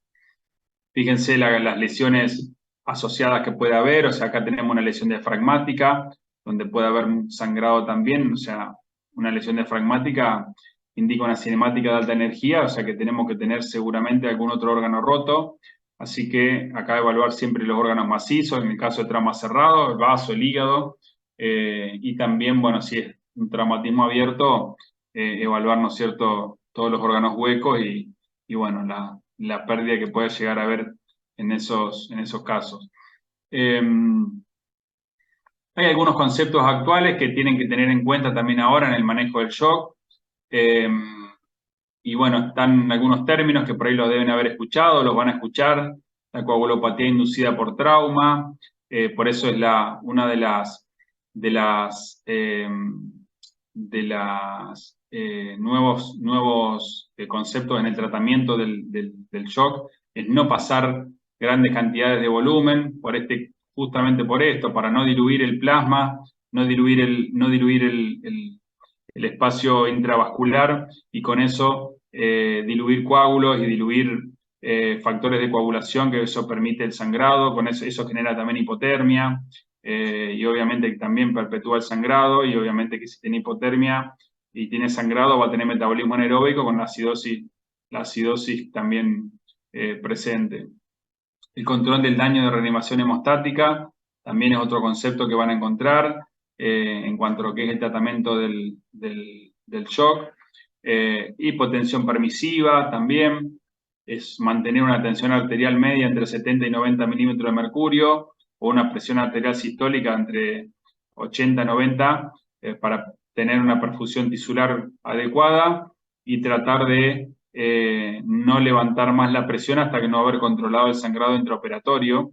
Una vez hecho eso, recién ahí se puede dejar de aplicar este concepto de hipotensión y tratar de normalizar la presión del paciente. Mientras tanto, se lo mantiene con una presión de perfusión tisular adecuada para evitar, ¿no es cierto?, que esa presión elevada que nosotros queremos generar nos permita, nos haga sangrar más el paciente. Bueno, el índice de shock, que después ustedes lo saben cómo sacarlo, y el control del daño quirúrgico, que es, bueno, hacer el control hemorrágico, de la hemorragia y reacomodar el paciente en la terapia intensiva en un segundo tiempo y en un tercer tiempo volver a meterlo a quirófano para tratar de controlar en forma definitiva las lesiones que haya, ¿no? Pero al inicio solamente hay que controlar el sangrado y tiene que ser una cirugía rápida, no mayor de 90 minutos, y tratar de que ese paciente pueda recuperarse desde el punto de vista hemodinámico y metabólico en la terapia para poder volver a entrar a quirófano en mejores condiciones. Si no, si yo hago la reparación completa en la primera cirugía, lo más probable es que tenga una cirugía larga y el paciente esté en acidosis hipotermia por mucho tiempo, coagulopático, y cuando sale de la terapia a las 2 horas se muere. Fíjense en esta foto, ¿qué es lo que ven de positivo, de raro en esta foto?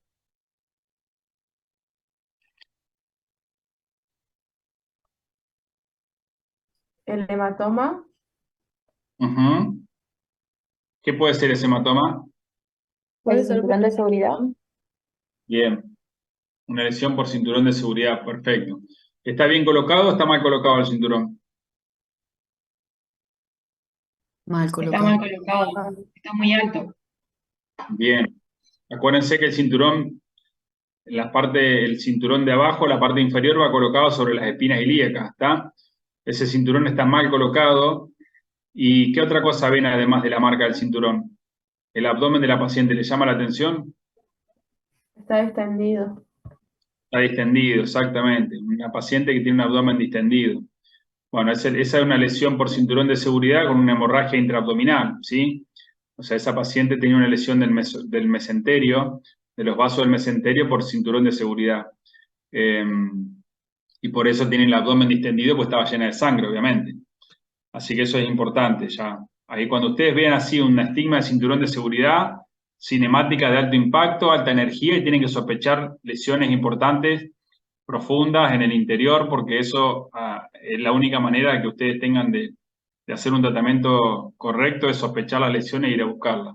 Acá está lo que les decía, lo del control de reanimación hemostática, que se reduce el uso de cristaloides, se aplica lo que es la hipotensión permisiva, restaurar la coagulación normal lo antes que se pueda, usar precozmente los hemocomponentes, obviamente, pasar sangre sobre todo, que es lo que está perdiendo el paciente.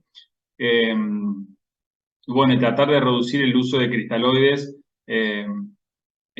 a sobre todo una relación, la más utilizada es la relación 1-1-1, que es un glóbulo rojo, un plasma, unas plaquetas, pero bueno, eso depende del protocolo de que tenga cada hospital donde ustedes trabajen.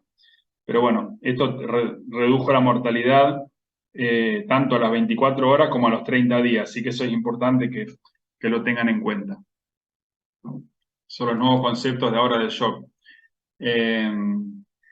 Bueno, esto es más o menos para que tengan en cuenta que la hemorragia es la causa de muerte prevenible más prevenible secundaria a trauma. Y en un paciente que tenga hipotensión en el contexto de un trauma, siempre tengo que pensar en un shock hipovolémico y no en otra cosa, ¿sí? Yo tengo un paciente traumatizado, hipotenso, pienso que está sangrando, no pienso que tiene una deshidratación, una ascitis, un síndrome ascítico hematoso, no. Pienso que tiene sangre y como tal lo voy a buscar, ¿sí? Bueno, esto está también, ya lo saben, la TA no se utiliza en el inicio para evaluar el paciente, porque tiene los mecanismos compensadores que al inicio puede estar normal. Acuérdense de lo que es esto, de lo que se viene, que en algunos lugares, sobre todo en los niños, se usa mucho la punción intraósea, que es un acceso vascular muy efectivo, se comporta como una vena no colapsable, ¿estamos? Puedo acceder a la médula ósea el sitio más frecuente de punción es cuando no hay fractura, cuando se puede, es la cara anterior de la tibia, ingreso a la médula ósea y ahí puedo infundir líquido con un 100% de biodisponibilidad de todo lo que yo inyecte, sean cristaloides, sea medicación, lo que sea, y me permite expandir a esos pacientes que están en shock y que no les puedo encontrar una vía periférica, me permite tratarlos en forma adecuada. Estos son los diferentes dispositivos que hay. El más comúnmente utilizado es el del medio, el taladro que es un taladrito con una batería que se apoya. Ahora van a ver un video que les voy a mostrar de unos españoles que se pusieron a jugar ahí mientras estaban de guardia. Pero bueno, se hacen una vía intraósea entre ellos y se les va a mostrar bien cómo se utiliza y cómo se hace lo simple que es la utilización del dispositivo. Otro lugar es el maléolo interno, también para hacer la canalización. Este es el lugar más común. 2 traveses de dedo por debajo de la tuberosidad anterior de la tibia y 2 traveses de dedo hacia medial, en la cara anterolateral interna de la tibia. Hay, bueno, otras zonas de punción también. Bueno, pero los que les dije eran los lugares más utilizados. Fíjense acá en este video cómo cómo se hace una vía intraósea entre ellos, y fíjense lo simple que parece el procedimiento.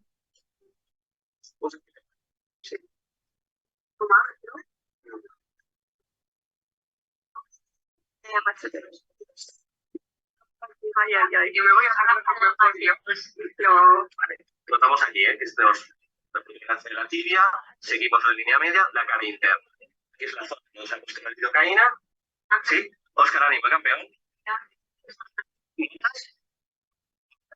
No, sí. Y una gran densidad ósea.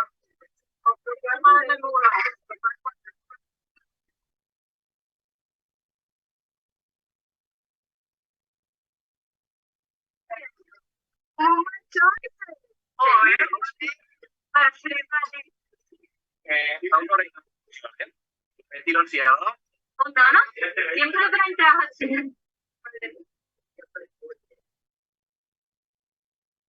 Bueno, ese es el video de estos chicos que se pusieron a jugar, pero vieron que es simple, ¿eh? Una vez que está colocado el catéter, se coloca ahí el dispositivo y se perfunde, ¿no? Así que, nada, es bastante simple.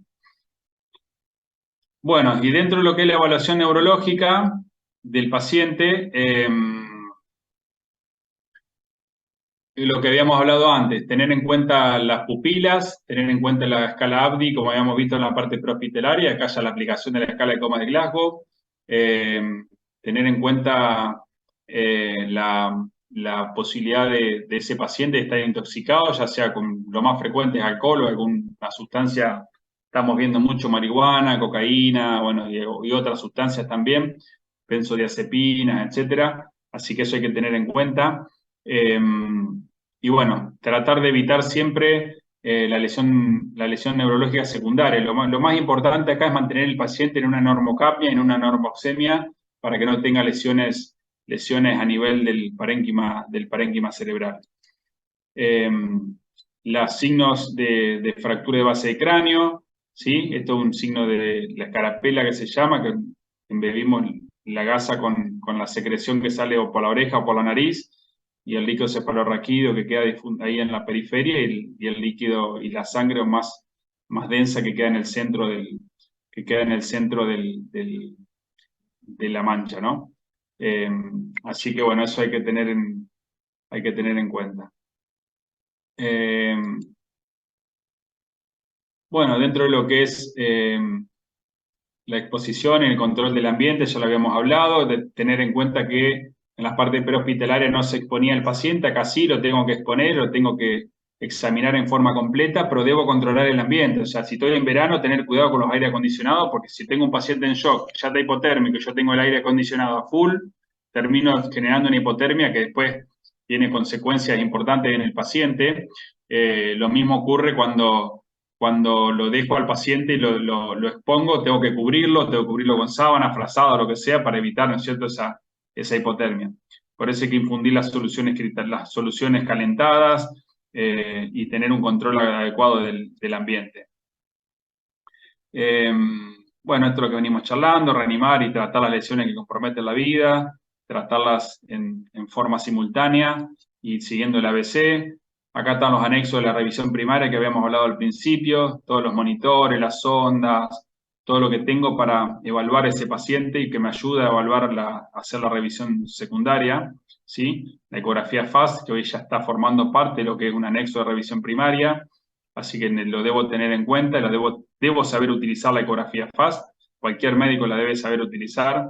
Tener cuidado, como dice ahí, la colocación de la sonda nasogástrica en el caso de que sospechemos una fractura de base de cráneo o la lesión de la uretra en caso de las fracturas de pelvis. Tener en cuenta eso para no colocar sondas y producir más daño.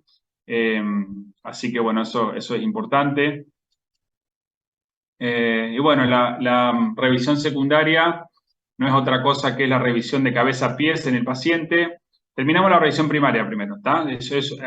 Hasta ahí estábamos en lo que es revisión primaria y detección de lesiones que comprometen la vida. Acá ya pasamos la revisión primaria, entramos a la revisión secundaria y acá sí estamos más tranquilos, detectamos lesiones que se nos pueden haber pasado por alto y evaluamos en forma completa al paciente. Puedo pedir placas, puedo pedir tomografía, puedo pedir, etcétera, lo que quiera, en un paciente que ya no tiene riesgo, en este caso de muerte o riesgo de vida inminente. Pido las radiografías, la columna cervical de perfil, tora de frente, panorámica de pelvis, etcétera. Voy pidiendo todo lo que necesito, ¿sí? La radiografía cervical con todas las líneas que hay que evaluar, la línea anterior de los cuerpos vertebrales, la línea posterior, la línea anterior del canal medular, la línea posterior, etcétera. Y evalúo, ¿no es cierto?, en este caso, cómo están alineadas la parte de las vértebras cervicales. La placa de tórax está, la evaluación de la vía aérea, la evaluación de los campos pulmonares, la B, la evaluación del mediastino, la C, o sea, toda la parte de grandes vasos sobre todo, la D, el diafragma, la E, el esqueleto óseo, y la F, todo lo que es tejido blando, ¿sí? Si hay enfisema, si hay un tubo de tórax, si está bien colocado, es alguna vía central, si está bien colocada, etc.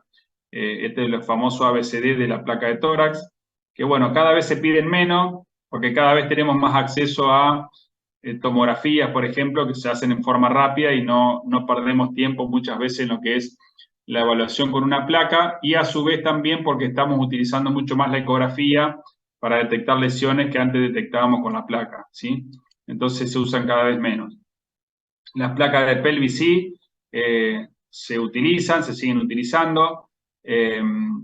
Fíjense acá cómo está esta pelvis fracturada, cómo está la sínfisis alterada, así que eso es importante tener en cuenta. Fíjense acá la diastasis que tenemos del pubis en un mecanismo anteroposterior, ¿sí? Estos son mecanismos de traumatismo anteroposterior que producen sangrado sobre todo, hay que tener en cuenta eso. Recuerden los mecanismos de la pelvis, un mecanismo anteroposterior, lateral y por cizallamiento, son los tres tipos de mecanismos de lesión que pueden llegar a tener en la pelvis. Bueno, esto es lo que veníamos, lo que les dije antes, el examen completo, paciente con ojos de mapache, signo de fractura, posible fractura de base de cráneo, tengan en cuenta, junto con el signo de Battle en la parte posterior de la oreja. Bueno, el tipo de lesiones que pueden llegar a encontrar también acá, el dorso de los pacientes que hay que revisar, fíjense estos dos orificios que tiene este paciente, dos heridas de arma blanca. El FAS, lo que dijimos que lo estamos utilizando mucho ahora, la evaluación de los 4 espacios, el espacio pericárdico, el espacio hepatorrenal derecho, el espleno renal izquierdo y el fondo de saco de Douglas, para detectar la presencia de líquido, en este caso si es sangre o no. Así que, bueno, y hoy en día se puede utilizar también la ecografía FAST para detectar derrame pleural, que ya se lo ve cuando uno ve el lado derecho y el lado izquierdo, ya uno ve la pleura y ve si está el espacio pleural ocupado por líquido o no, y ya hacemos diagnóstico de derrame, y muchas veces colocamos el tubo de tórax sin tener una placa hecha, ¿no? Por eso les digo que la ecografía está reemplazando la radiografía en algunas situaciones. La tomografía y la laparoscopía también son procedimientos que se pueden utilizar, tanto, bueno, obviamente con un paciente que esté hemodinámicamente estable o que esté hemodinámicamente normal. porque no puedo llevar a un paciente a hemodinamia, o a tomografía o a cirugía laparoscópica que no esté en condiciones hemodinámicas, ¿sí? La laparoscopía no es útil en algunas lesiones y además me lleva mucho tiempo preparar el paciente y al inflar el abdomen con dióxido de carbono altero el retorno venoso, entonces si tengo un paciente, por ejemplo, chocado, no le puedo hacer la laparoscopía porque agravo el cuadro, entonces tiene que ser un paciente que esté en condiciones. Bueno, ahí está la tomografía con algunas lesiones, derrame pleural, una hernia diafragmática izquierda acá por un traumatismo, prácticamente el intestino, todo el estómago en el hemisferio izquierdo. Las lesiones musculoesqueléticas generalmente son lesiones espectaculares a la vista, pero no son lesiones que comprometan la vida de forma inmediata, excepto que dejemos evolucionar un síndrome compartimental, por ejemplo, que nos ponga en riesgo la vida por alguna cuestión de hipoxia de ese miembro y la afectación consecuente, ¿no es cierto?, y la liberación de toxinas o la necrosis de ese miembro. Pero si no, es muy raro que una lesión de miembro nos ponga en riesgo la vida, excepto por un sangrado de alguna arteria importante.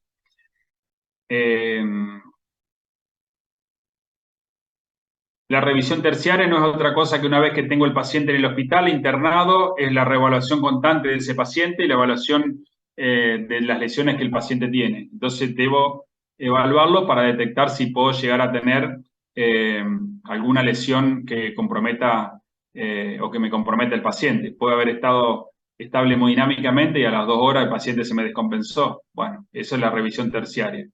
Es la función de la revisión terciaria, ¿no? Bueno, y acá ya estamos terminando. Acuérdense de la profilaxis antitetánica, escribir con letra clara. Parece una pavada esto que les digo, pero es importante. Escriban con letra clara, completa, cronológica, la historia clínica, porque estos son todos procedimientos legales que van a necesitar. Después el juez secuestra la historia clínica. A la hora que entró el paciente al hospital están pidiendo la historia clínica, así que tienen que hacer todo bien y rápido para no tener problemas. ¿Sí? Bueno, ¿en qué pacientes debo trasladar? Bueno, no importa, pacientes complejos, pacientes con lesiones multisistémicas, etcétera. Bueno, son los pacientes que voy a tener que trasladar. Voy a agregar mucho más cosas acá todavía, pero bueno, como para que tengan una idea de todo esto. Bueno, creo que terminamos ya.